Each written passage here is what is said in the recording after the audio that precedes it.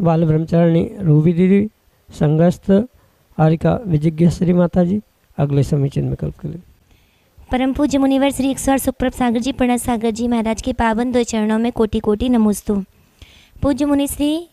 मेरे अंदर एक जिज्ञासा जागृत हुई है कि आज वर्तमान में देखने आ रहा है कि हमारे निर्गंत गुरुओं के ऊपर एवं भगवान की प्रतिमाओं के ऊपर कतिपय लोगों के द्वारा वार किया जा रहा है, और उसके विरोध में यदि कोई त्यागी व्रतिगण, चाहे ब्रह्मचारिणी हो या ब्रह्मचारी हो, यदि वह बोलता है तो कुछ लोग बोलते हैं कि अपनी मर्यादा में रहें, आपको क्या करना समाज के इस विषय में। तो मेरे अंदर ये जिज्ञासा है कि जब हमारे गुरु और हमारे देवों के ऊपर इस तरह से संकट उपस्थित हुआ है तो हमें क्या करना चाहिए। नमोस्तु महाराज श्री, नमोस्तु नमोस्तु। आचार्य भगवंतों ने बहुत अच्छे सूत्र और आगम ग्रंथों के माध्यम से ये समझाने का प्रयास किया है कि अप्रत्यव्य भी पृष्ठव्यम, यानी जहाँ धर्म पे, धर्मात्मा पे, धर्म आयतन पे किसी प्रकार से आँच आ रही है तो एक सच्चे सम्यक दृष्टि धर्मात्मा को बिना पूछे भी बोलने की आवश्यकता है। चाहे वह धर्मात्मा व्रती हो अथवा ना हो, सामान्य हो, विशेष हो, किसी भी श्रेणी में आने वाला क्यों ना हो, पर अगर उसके आँखों देखे किसी धर्मात्मा, धर्म आयतन पे कोई आँच आ रही है, सामने आँखों देखी विपरीतताएं घटित हो रही है, तो ऐसे समय पे जैसे आचार्य भगवंत कहते हैं कि बिना पूछे ही सम्यक दृष्टि धर्मात्मा को बोलना,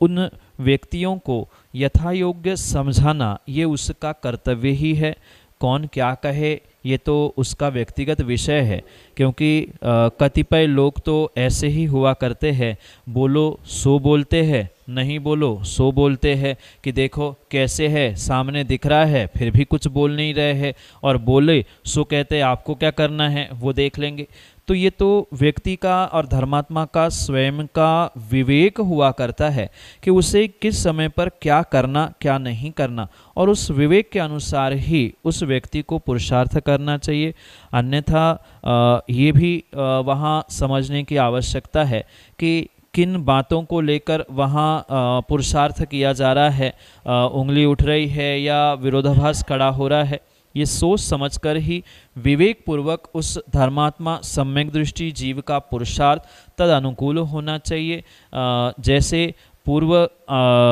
पुराण ग्रंथों में भी हमने देखा है कि धर्मात्मा पर उठी उंगली को देखकर वह धर्मात्मा अवश्य ही उस धर्मात्मा की सुरक्षा के लिए तत्पर रहता है। और मैं तो कहता हूँ जो सच्चा सम्यक दृष्टि जिनेंद्र देव का और निर्ग्रंथ गुरुओं का भक्त है, वह निर्ग्रंथों पर और धर्म आयतनों पर अगर किसी प्रकार से विसंगति, विपरीत परिस्थितियाँ या जैसे आने वाले मतलब बीते कुछ दिनों से देखने में आ रहा है कि धर्म क्षेत्रों में, तीर्थ क्षेत्रों में मुनिराजों को आने के लिए निषेध किया जाता है, दरवाजे बंद किए जाते हैं। कहीं न कहीं ऐसे स्थितियों में समाज को और सम्यक दृष्टि कतिपय उन धर्मात्मा जीवों को इसके बारे में सोच समझकर कुछ न कुछ कदम अवश्य ही उठाने की आवश्यकता है, क्योंकि आज जितनी भी ये दिगंबर परंपरा आपको देखने के लिए मिल रही है, दिगंबर मंदिर, दिगंबर क्षेत्र मिल रहे हैं,